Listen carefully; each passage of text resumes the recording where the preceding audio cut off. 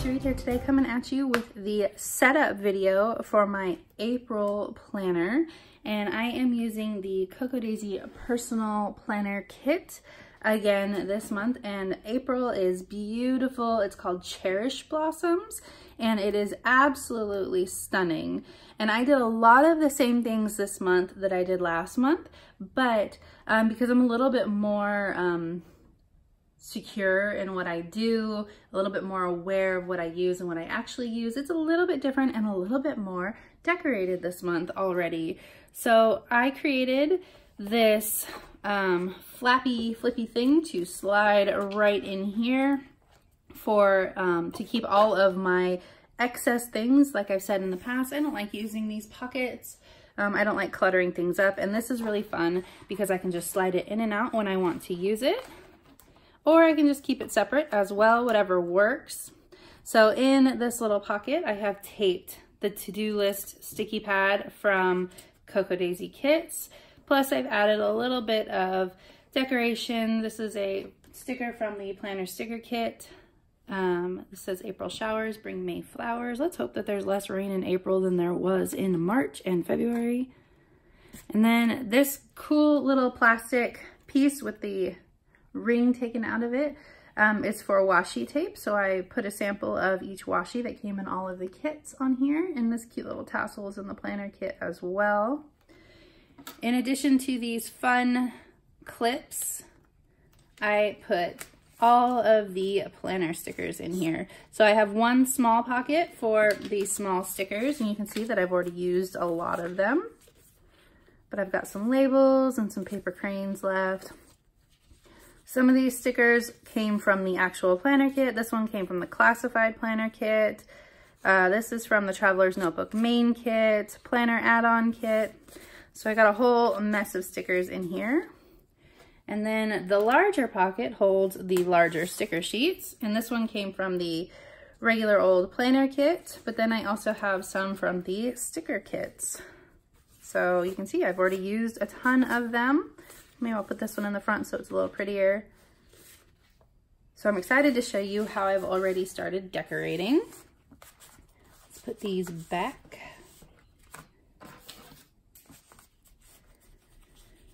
So I go with the flow of the actual planner kit and inserts, but I add a little bit to it as well. So I have the April opening page here. And then I created, with the dashboard kit, I created my own little dashboards because they were very pretty. So here has a month in, like a month at a glance. And here's my April opening divider with the month at a glance divider. So this is where I track my YouTube videos that I have scheduled for April. And so what I do is I end up writing the title down when I record the video, and then when it's uploaded and ready for YouTube, I highlight it. And I have a set of highlighters that I've already pulled out that coordinate with this collection. Let's see, not this one and not this one. These are the colors I'm going to be using for this month. Oh no, wait, not this one. These are the colors I'm going to be using for this month. You can see they match really well. So I will use those to highlight. And these are zebra mild liners, which I just got from Target. And look at this pretty bag that came in the planner add-on. Matches this collection beautifully, and I love how bright and colorful it is. So cute. Then we have the month at a glance. So this is just where I put overall events, basically, and birthdays and holidays. I added a little bit of decoration here, just a little. I don't ever use this column for anything, so it just got some pretty. This is where I track my Instagram numbers and how much I'm growing, my YouTube and Instagram numbers and how much I'm growing each month. I loved this as an intro to the weekly section. So the way that I work my weekly section is, this is obviously a week on 2 pages, and you can see how I've already started decorating. I don't actually use this a ton. I basically just write down events or things that I have to do that week. because I use the daily pages. So what I ended up doing was I added a place on each page for my weekly goals. And then I just decorated a little bit with these pretty planner stickers. And then after the week on 2 pages, I actually have a place for trackers and the things that I like to track. Again, I'm tracking my Insta growth, my YouTube growth, and then all of the things that I like to track daily. And then I color in these boxes with the coordinating highlighter color. So I have that through the whole month. You can see I've marked paydays and weekly goals again. Tax day, bleh. Easter, birthdays, and then this is the last spread of the month. I'll probably not end up using this whole thing because it's only Monday, Tuesday. It'll probably end up transferring into the next month instead. So that is how I work my weekly pages.